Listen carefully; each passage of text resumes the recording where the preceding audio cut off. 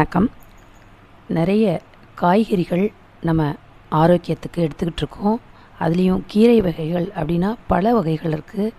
கீரை வகைகளில் அதிகமான ஏ விட்டமின் இருக்கும். அதனால் டெய்லி ஒரு கீரையை நம்ம எடுத்துக்கணும் அப்படின்னு மருத்துவர்கள் சொல்லுவாங்க. கீரை வகைகள் நிறைய இருந்தாலும் முக்கியமாக ரொம்ப ஒரு குவாலிட்டி அதிகம் உள்ளது, நிறைய விட்டமின்ஸ் உள்ளது அப்படின்னு பார்த்தோம்னா முருங்கை கீரை தான். நம்ம உணவுக்கு முருங்கைக்கீரையை மட்டும் பயன்படுத்தாமல் முருங்கைக்காய், அந்த முருங்கைப்பூ, முருங்கை விதைகள் எல்லாத்தையுமே நம்ம பயன்படுத்துகிறோம். ஸோ அவ்வளோ உடலுக்கு ஆரோக்கியமான அந்த முருங்கை காய் இலைகளை பற்றி எந்த மாதிரிலாம் பயன்படுது அப்படின்னு நம்ம பார்ப்போம். முருங்கை மரத்தை பொறுத்த வரைக்கும் நம்ம எல்லாருக்குமே கிடைச்ச ஒரு மிகப்பெரிய ஒரு பிரசாதம் தான் சொல்லணும். முருங்கைக்காயில் நிறைய ஆரோக்கியத்துக்கான நன்மைகள் இருக்குது. அந்த காய்கறிகளை நம்ம என்ன செய்வோம், சாம்பார், சூப்பு, அவியல் இதெல்லாமே முருங்கைக்காயை நம்ம பயன்படுத்தலாம். அது மட்டும் இல்லாமல் அந்த முருங்கைக்கீரை சூப்பு ரொம்பவும் உடலுக்கு வயிற்று புண்ணை நீக்கக்கூடியது. முருங்கைக்கீரை சூப்போட நம்ம அதில் கலக்கக்கூடிய பெருஞ்சீரகம், ஜீரகம், இஞ்சி, பூண்டு, மஞ்சத்தூள், சின்ன வெங்காயம், தக்காளி இதெல்லாம் கலந்து முருங்கைக்கீரையில் ஒரு சூப் வச்சு நம்ம சாப்பிட்டோம்னா நமக்கு விட்டமின்ஸு, அயோனோட மெக்னீஷியமும் சேர்ந்து கிடைக்கிறதுனால நம்மளுடைய எலும்புகள் ரொம்ப வலுவாகுது. முக்கியமாக பார்த்தோம்னா இப்போ கேரட்டை விட அதிகமான விட்டமின் ஏ முருங்கைக்கீரையில் இருக்குது.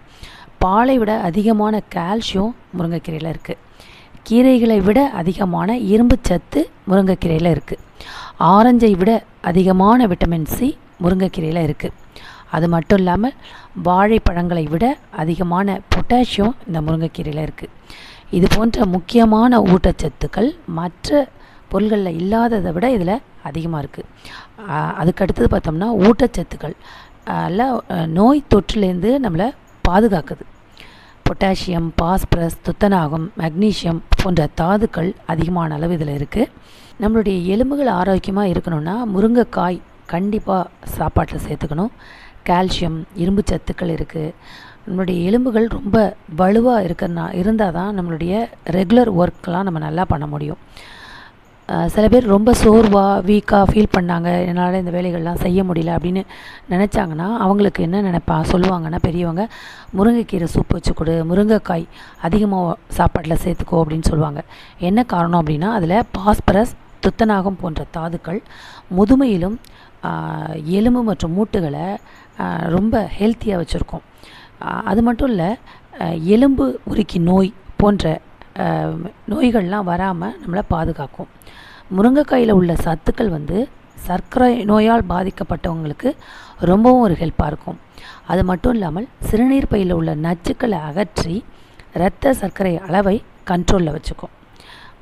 அடுத்து பார்த்தோம்னா முருங்கைக்காயில் உள்ள கிளைகோசைட் கிரிப்டோ குளோரோஜெனிக் அமிலம் சர்க்கரை நோயோட தாக்கத்தை குறைக்குது, இரத்த சர்க்கரை அளவை கண்ட்ரோலில் வச்சுருக்குது. ஸோ தினமுமே நம்ம முருங்கைக்காயை உணவில் எடுத்துக்கணும். முருங்கைக்காயில் உள்ள விட்டமின் பி நல்ல ஜீரண சக்தியை அதிகமாக்கும்.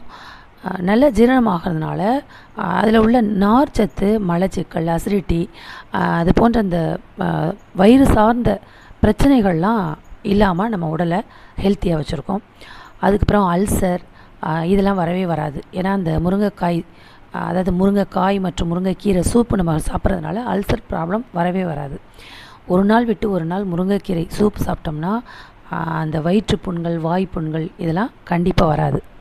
மலேசியாவில் முருங்கைக்காயை எப்படி பயன்படுத்துகிறாங்க அப்படின்னு பார்த்தோம்னா, மரங்களில் காஞ்சி போன, அதாவது உலர்ந்த முருங்கைக்காய் பறிக்கிறாங்க.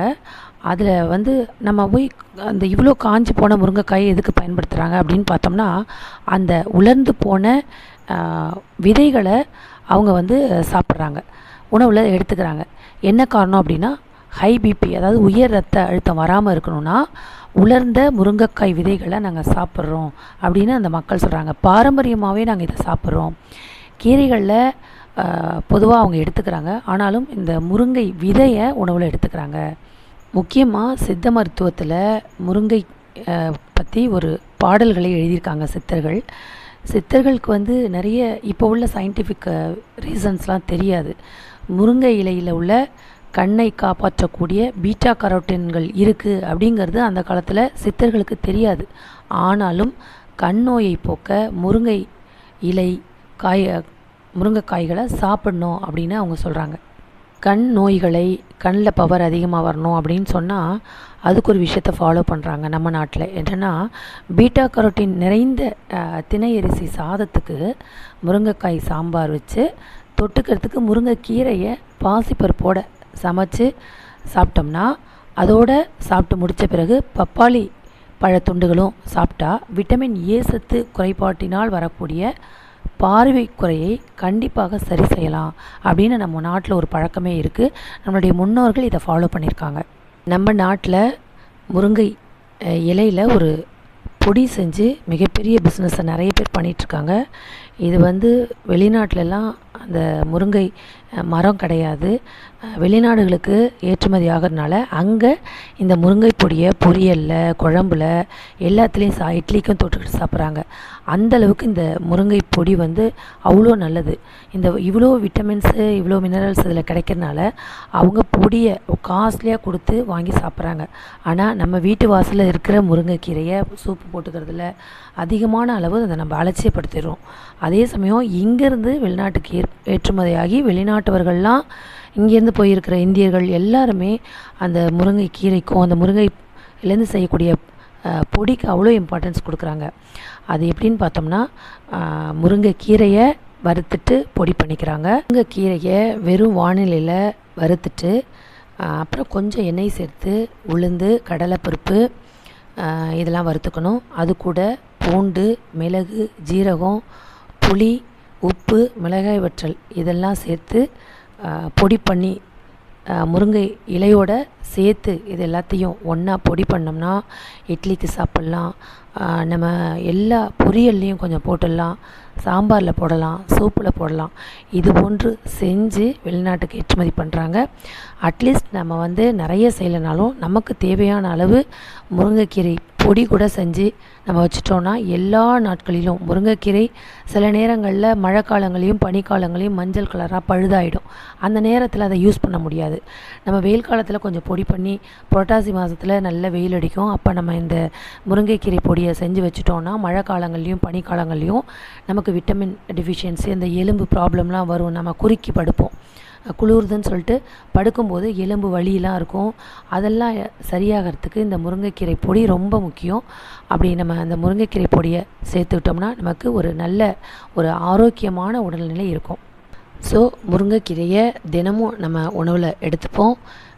சூப்பாவோ பொடியாவோ இந்த முருங்கை மரத்துலேருந்து விளையக்கூடிய காய் இலைகளை சாப்பிட்டு ரொம்ப ஆரோக்கியமாக இருப்போம்.